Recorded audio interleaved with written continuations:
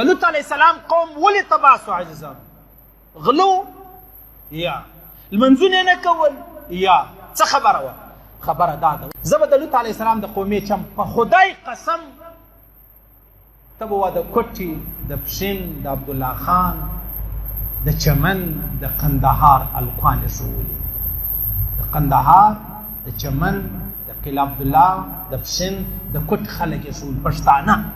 څه چم یې کوئ؟ لوط علیه السلام په قومه کې دغه چل و مخامخ به یو هلک و دا به د دوه کسانو سره ورسره و مخامخ به دغه هلک د بدکاري ورسره کول یاران به ورسره و نسته سپین ږیرو ماشاءالله چې نه خبره یې ښه دی لکه دیوالونه داسې بې خبره اوسئ دوی خپلې شپې تېرې کې نو بې خبره اوسئ نه دي دي ټیک سو خبره خلاصه او خلک په موټرانو کې نه ورسره ګرځي په وټلانو کې نه یې ورسره بل ځای راته ویل یو سړی راوشو 5,00,000 ډالر یې هلک د خپل ملګري سوي ولاړ یو ورسېده 5,00,000 ډالر الزنا یورث الفقر زنا سړی فقیر کوي نه مني د الله د رسول خبره ده مې منه دا د الله رسول فرمایي اشهد دي که نه دي پښتنو کې دا شان شته یاره توبه لوط علیه السلام بیخي ډېر هغه دي په زرو کلونه یې اوس نن یې خبرې ما او تا ته والله ته به ماښام الله ویلي دي نن یې ما او تا په سترګو وینو د لوط علیه السلام په قومه کې یو چم دا و مخامخ به سره ناست و هواوې به یې خارجولې مخامخ به سره ناست دې هوا بیا د بې ډېره معاف دې هوا خارج کړئ لکه دې موږ پنجابیان څنګه دي دا یې د لوط علیه السلام قوم سو پښتانه لا په بغلو کې لاس واچي بیا دې خلې در پېغوروم در ښیم یې چې ما که غلطه خبره کړې وه زه په دا شیانو کې زما ژوند دی زه ورسره مخامخ یم خپل بچی زما بچی خپل ورور فکر کوه اندازه کوه ما ورته خبره نه ده او بله خبره دا وه په د لوط علیه السلام په قومه کې سیټیانې به یې ولې په ګوتو باندې زموږ ډریوران کله نه رانه ورته یې زده دي مبارک نسا او د لوط علیه السلام د قوم چم دا و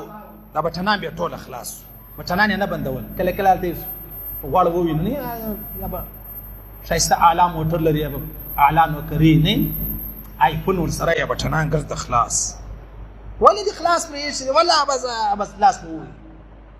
د لوط علیه السلام قومې د هغه چم کوئ ستا دې مبارک سي بټنان بندوه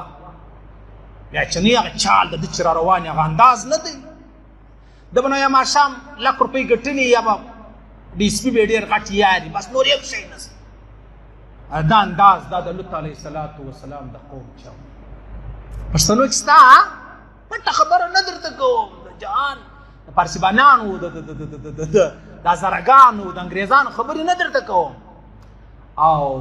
چې را روان به وو سیټیخ یې ویله صحیح سو او ژاولې به یې ژولې دا عام په مجلس کې به دی ژاولې ژولې یو خو یو سړی وایي زما د خولې بوی ځي بس دا په پټه ده پروا نه لري د لوط علیه السلام قوم هغه چل و ژاولې ژولې او د لوط علیه السلام د قوم یو ډېر زورور خوندور چم دا و سپیان به یې جنګول سپیان دا قاسم سوري نه دی زموږ سپیکر دی که ډیپټي سپیکر دا نن 15 کاله مخکې دا زموږ د کچلاغو د یارو سرې نه دلته به سپیان جنګول ویډیو یې ویسته الله عجبه نظام دی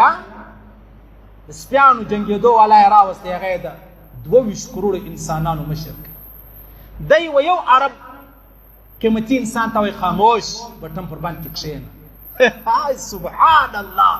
الله تر تا قربان سو ستا تر دین قربان سو ستا تر محمد رسول الله قربان څنګه خبرې دې راوښولې چرګان به یې جنګول چرګان څنګه دي قلندر مکان والا حیدرک سپیان چرګ هلته زموږ یو ملګری دی پر سټیټس چې وګورې 40 دانې چرګانې ورکړي سپین چرګ سور چرګ لوړ ولاړ دی چھت ولاړ دی الله ابن حجر فرمایي دا د لوط علیه السلام د قومي چم د لوط علیه السلام د قومي عادت او دا عادتونه په مشک ستا که نسته عزیزان او بالکل دا عادتونه په مشک بالکل ښکاره ستا نو اوس به موږ څه چم کوو عزیزان ما دومره ډېرې خبرې پاتې سولې لکه څه چې قرآن شریف شروع کړي او لس سپارې ووایي یا اته نور ګرده پاتې شي زما خبرې داسې راسه پاتې شي ما ګرده خبرې نیمۍ نیمۍ وکړي ټیم هم کم دی د وخت پابندي کوم مجبور یم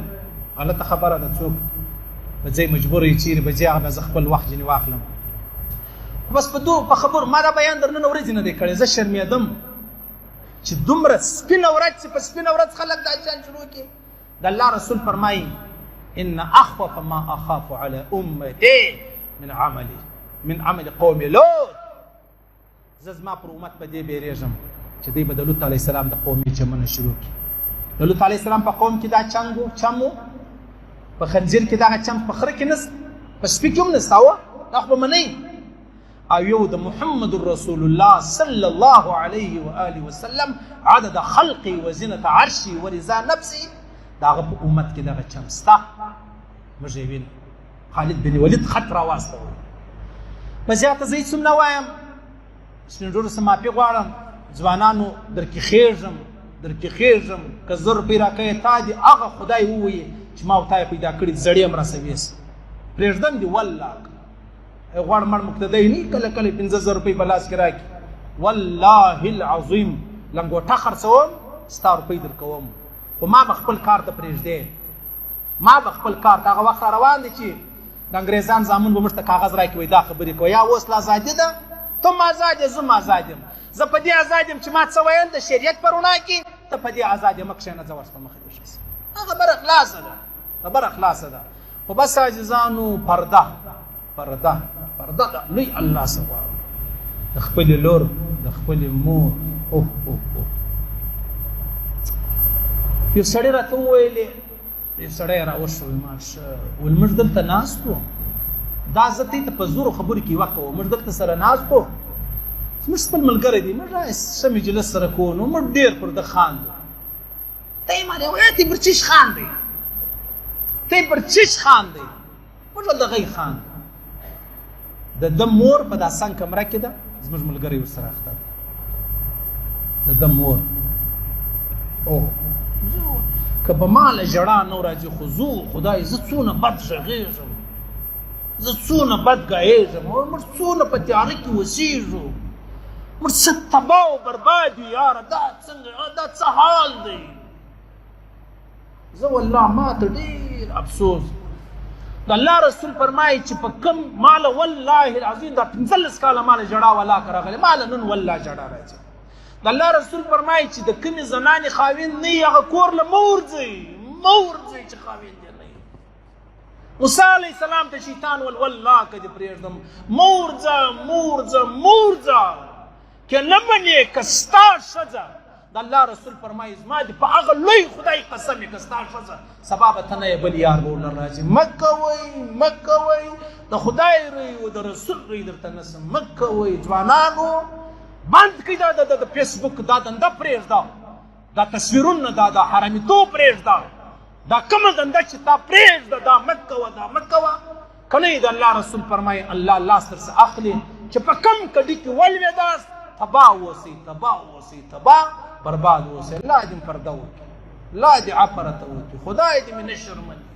خدای دې مې نه رسوا کوي خدای دې مې د دې ورځې وساتي خدای دې مرګ راله راولي تر دغه ورځې مخکې چې موږ یې په سترګو ووینو یا الله پرده کومې کړي دې معافي راته وکړه که راسه سوي دې معافي راته وکړه یا الله کوم په خطا کړي دې معافي راته وکړه کوم په قصده کړي دې معافي راته وکړه یا الله آینده توفیق مه راکوه یا الله پرده الله دې ویل اورېدل قبول منظور وګرځوي الله دې ما خیره خاتمه پر ایمان کې الله دې زموږ معاشره را ښایسته کړي الله دې قادیانیانو ملګري تباه کړي خدای پاک دې زموږ په وطن کې امن و اسلام راولي